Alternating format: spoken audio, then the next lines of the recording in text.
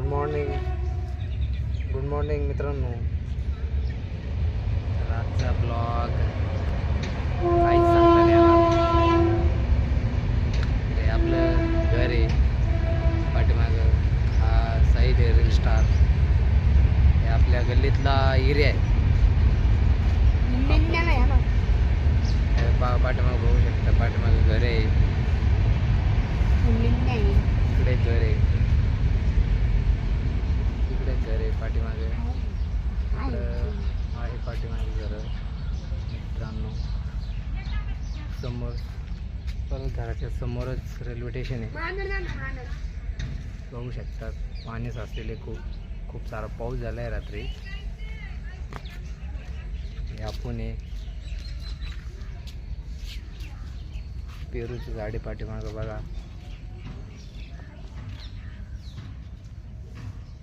अगदी तर पाठीमागं मांजर आहे. आपलं मांजर तर गेलं तिकडे लांब, एवढं काही दिसत नसेल बरोबर.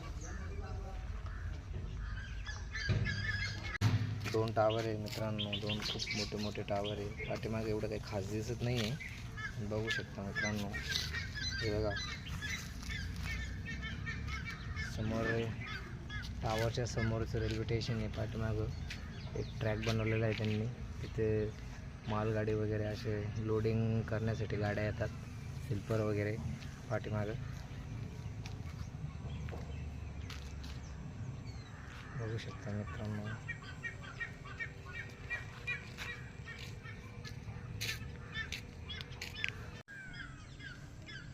बघू शकता मित्रांनो, खूप सारं पाणी आहे आमच्या घरासमोर.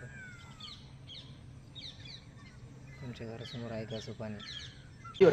मित्रांनो, आलं आम्ही गावात आलोय. आणि विषय असा आहे का, पाऊस चाले, पोरांची चिडचिड होती, तर बसलो आहे मग टाईमपास वगैरे करत. कारण की माझा सकाळी पण शर्ट ओला झाला पावसामुळे, चेंज केला आहे. बघू शकता तुम्ही, बघू शकते पोरं आले. हा भैया आहे, हा बुटके आहे, हा साहिल आहे. कसा मसा टाईमपास करायची कामं चालली. तर भैयाची स्माईल बघून तुम्हाला काय वाटतं कमेंटमध्ये नक्की सांगा बरं का. कोपरगावला गेला का रे मित्रांनो? आम्ही बँकेत आलो आहे. साहिलला पैसे काढायचे होते, पण साहिलचे पैसे गुंतलेले, थोडा प्रॉब्लेम येते. कारण साहिल आम्हाला घेऊन जाणार होता बाहेर. तो बोलला आपण इस्लामपूरला जाऊ वगैरे करू, असं त्याचं नियोजन होतं. पण काय तर आमचं भैया काय दिसतोय बघा तुम्ही, अगदी दाढी केस वाढवले. तर मित्रांनो, आम्ही आलो आहे आमच्या गावातल्या नदीवर. बघू शकता पाठीमागं भरपूर असं पाणी आलेलं आहे. पूल पण बुडलेलं आहे पाठीमागाच्या.